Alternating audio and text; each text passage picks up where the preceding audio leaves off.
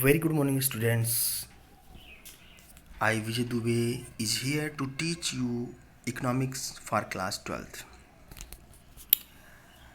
In our last lecture, we have studied about the investment, its types, and some more things. Now we are going to start our first chapter with the sectors of the economy. So, students, first thing I want to tell you that in our course for this year have only two sectors of the economy, that is household and producer sector. But it is important to you that know how many sectors are there in a economy. So students, in a economy there are four sectors. First one is household sector, second is producer sector, third is government sector, and last one is external sector, or it also is known as rest of the abroad. Now students, it is important for you to know some types of flow. First is intersectoral flow. Intersector flow refers to each sector of the economy depend on the other in one way or other. This is called intersectoral interdependence.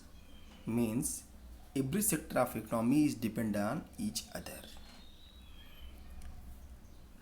So students, the two flows which is very important is real flow and money flow. So first I want to tell you what is real flow. Flow in the form of goods and services are called real flow. So in a real flow chart, as I already told you that we have to discuss only two sectors of economy, that is household sectors and producer sector are formed. So real flow is also discussed in following two sector economy. So in real flow, goods and services sold by the firm are flow from producer sector or from firm to household, and household sector can provide producer sector some factor services like land, labor, capital, and in the form of entrepreneurship. These services are to be rendered by household to producer sector.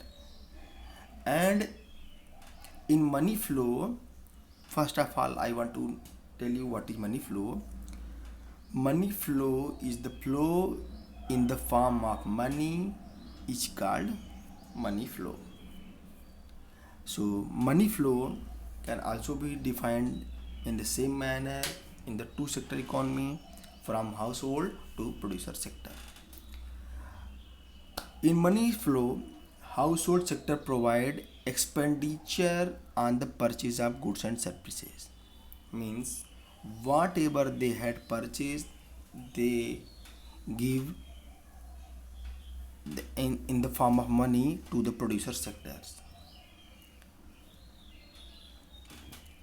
But producer sector also provide payments for the factor services which it has taken from the household in the form of payments for their factor services, such as for the payment of land they can give rent, for the labor they will provide wages, for the capital they will provide interest, and for the entrepreneurship they will provide profit. So I think it is very clear to you all that what is real flow and what is money flow. So now students, I am tell you some more concepts of the economy, that is what is domestic territory. Domestic territory can simply be defined as it is the means the political frontier boundaries of a country.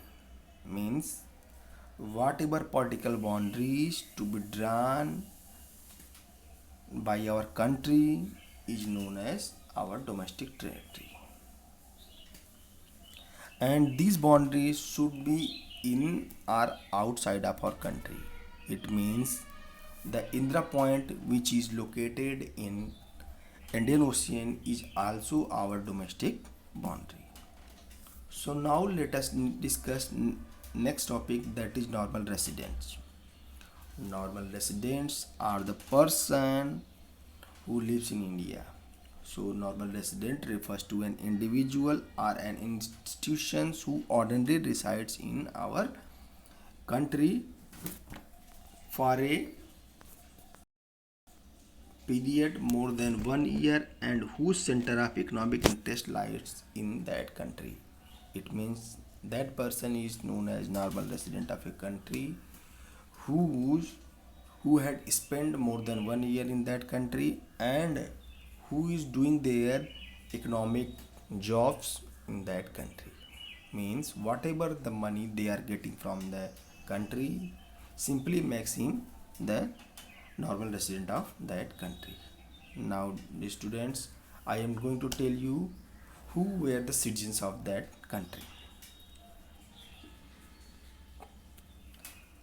A person is known as the citizen of a country only when he can take birth in that country or he can be defined by some legal provisions that makes him the citizen of that country.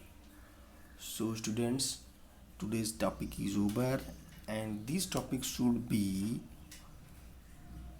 clearly maintained in your notebook. So make a notebook and study the video whatever I am teaching. Thank you. Have a nice day.